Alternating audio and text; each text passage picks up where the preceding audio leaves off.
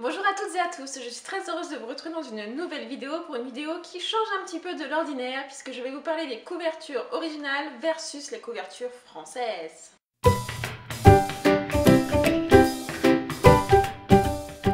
Parce que oui, en effet, certaines fois on est très déçu des couvertures que les éditeurs français peuvent nous sortir alors que les couvertures originales étaient vraiment magnifiques. Donc je pense qu'il y a pas mal de choses à dire, il y a du lourd, vous allez voir. Et aussi, ce n'est pas une liste exhaustive, donc n'hésitez pas à me dire en commentaire si vous aussi vous avez vu des couvertures françaises qui étaient plutôt pas très belles. Comparées aux couvertures originales, je serais ravie de vous répondre. Donc on va commencer avec un roman qui est paru chez Pocket Jeunesse. La couverture anglaise était vraiment super, enfin anglaise ou américaine, enfin originale quoi, était vraiment très jolie, mais par contre j'ai pas trop aimé la couverture française. Je sais pas ce qu'il y a en ce moment sur, enfin ça fait déjà un petit bout de temps, sur les couvertures, il faut absolument mettre des visages. Alors je ne sais pas pourquoi, c'est un petit peu saoulant parce que quasiment tous les romans young adultes ont au moins une série avec un visage et c'est un petit peu lassant et surtout c'est un petit peu pas très original du coup. Donc il s'agit de Au-delà des étoiles ou Across the Universe de Beth Revis. Donc voilà la couverture française et voilà la couverture VO. Donc la couverture VO en fait, il y a des visages, vous allez me dire, mais ce ne sont que des ombres, alors que là, sur la couverture française, c'est vraiment deux visages qu'on met bien en avant, et je trouve que ça influence un peu, en fait, l'image qu'on peut avoir des personnages, et en fait, voilà, je la trouve beaucoup moins jolie que la couverture anglaise. Je sais pas ce que vous en pensez. Ensuite, on va parler donc d'une série, donc encore la couverture du tome 1 en français, ça peut passer, parce que c'était une couverture alternative à la couverture originale. Mais par contre, la suite de la série, c'est vraiment une horreur. J'en ai parlé sur Facebook, donc peut-être que si vous me suivez, vous voyez à peu près de quelle série je veux parler.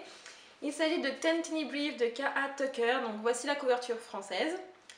Et je vous mets également les couvertures des tomes 2 et des tomes 3. Donc voilà. En gros, ils ont suivi la couverture du tome 1, donc en VF. Donc d'un côté, c'est dans leur logique éditoriale, c'est plutôt pas mal. Mais alors ça n'a rien, mais absolument rien à voir avec les histoires, parce que là c'est que des filles à moitié nues. Alors que c'est pas du tout ça, d'accord c'est du new adulte, mais il n'y a pas beaucoup de scènes de sexe, c'est beaucoup plus profond ça, et je trouve que vraiment Hugo Roman donne une mauvaise image de la série, alors que c'est vraiment une série exceptionnelle que je vous conseille. Ça fait pas mal de temps que je vous en parle, et voilà, j'étais vraiment déçue. Je sais que pour Maybe Someday, ils ont revu la couverture après les plaintes des fans. Donc d'ailleurs la nouvelle couverture est vraiment très bien. Mais pour Ten Tiny Brief, non, je suis désolée. Si vous pouvez, soit vous achetez les romans en français parce que vous ne lisez pas en VO, mais voilà, imprimez la couverture VO parce qu'elle est vraiment beaucoup plus jolie. Ensuite, on va parler d'une série qui est terminée et qui est parue chez Nathan. Donc, il s'agit de Under the Never Sky. Donc voici la couverture française. En soi, la couverture française n'est pas dérangeante, mais en fait, surtout pour le top 1, j'ai l'impression que c'est Kristen Stewart. Je sais pas pourquoi, je trouve que le dessin ressemble absolument à Kristen Stewart. Et bon, voilà, vous allez me dire, là, il y a aussi un personnage, d'accord, elle est sur pied, mais on la voit d'assez loin. Et je trouve que c'est surtout l'effet de fond qui est vraiment très joli. C'est un roman de science-fiction et il est vraiment excellent, donc bon. En gros, la couverture française ne me dérange pas, mais je préfère quand même la couverture originale. Ensuite, on va parler, pareil, là ce sont des couvertures qui ont beaucoup fait parler quand elles sont parues en français. En fait, en VO, il y a plusieurs types de couvertures. Donc, il y a d'abord eu cette première couverture qui est la couverture, on va dire, vraiment originale. Donc, il s'agit de Divergente. Donc, voilà, la couverture qui brille. Et moi, j'ai une deuxième édition, en fait, qui est la couverture, on va dire, format plutôt poche, que j'adore absolument. D'ailleurs, c'est entre les deux. Je pense que celle-ci est ma préférée. Et la couverture française, la voici. Donc là aussi, il y a eu deux types de couvertures. Donc une couverture qui ressemblait un petit peu à la première couverture que je vous ai montrée, et une deuxième qui a été une réédition avec un visage, encore une fois. Et là, je crois que c'est quelqu'un qui a été casté parmi les fans de Divergente. Donc bon, en soi, l'image était plutôt intéressante, mais voilà, c'est encore un visage sur un fond noir. On voit X et X fois des séries de young adultes, fond noir avec une image ou un visage. Alors que les couvertures VO étaient vraiment beaucoup plus jolies, beaucoup plus originales. Et voilà, pourquoi changer à chaque fois, pourquoi vouloir faire dans l'original alors que la base est déjà très bonne? Je ne sais pas.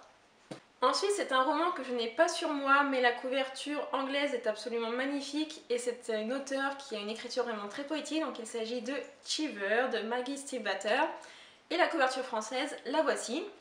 Donc bon, ok, ça s'appelle Frisson, c'est avec un glaçon, etc. Pourquoi pas. Mais en fait, c'est dans la ligne éditoriale de Black Moon pendant un moment après l'épisode Twilight ou la couverture noire avec les mains. Donc ils ont voulu faire tout un style éditorial de la même façon. Et je suis désolée, mais la couverture anglaise ou américaine, peu importe, est vraiment beaucoup plus jolie, beaucoup plus poétique et assez originale. Je crois d'ailleurs que c'est Maggie Stiefvater qui fait les dessins. Donc voilà, je ne sais pas pourquoi on n'a pas gardé cette couverture-là qui est vraiment beaucoup plus sympa. Ensuite, c'est également un roman que je n'ai pas et je vous en avais parlé sur Facebook quand j'avais vu la couverture VF et j'avais tout simplement halluciné quand je l'avais vue. Il s'agit de Rebelle Belle. Donc voici la couverture VO que je trouve juste mais magnifique. Elle est très sobre, je trouve que c'est assez intriguant avec les perles et le poignard. Alors que la couverture VF, voilà.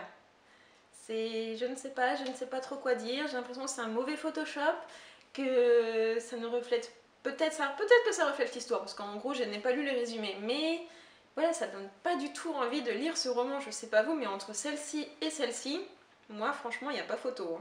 Ensuite, là, c'est également un roman que je n'ai pas, que je n'ai pas actuellement, mais que j'ai lu. Il s'agit de Enclave. Donc voici la couverture française, donc fond noir avec un visage. Et voici la couverture anglaise, qui est un petit peu plus originale, qui donne un peu plus de mystère que la couverture française. Par contre, peu importe la couverture, je vous conseille vraiment cette série qui est vraiment très très bonne. C'est un très bon roman de dystopie qui sort un petit peu de l'ordinaire et il ne faut pas avoir peur d'être claustrophobe ou des endroits noirs. Et enfin, je vais terminer avec La Révolte de Maddie Freeman. Donc là, je n'ai pas le roman physique avec moi, mais je l'ai lu également. Donc voici la couverture française et voici la couverture VO. Donc là, il y a vraiment une très grosse différence. Donc en anglais, c'était Awaken. Donc voilà, avec le bocal et tous les objets qu'il y a dedans, je trouve que c'est assez mystérieux, on ne sait pas trop à quoi s'attendre. Alors que là, c'est une énième couverture avec un visage. Cette fois, ce n'est pas un fond noir, mais un fond blanc. Mais ça n'empêche que voilà, je n'aime pas, je suis désolée.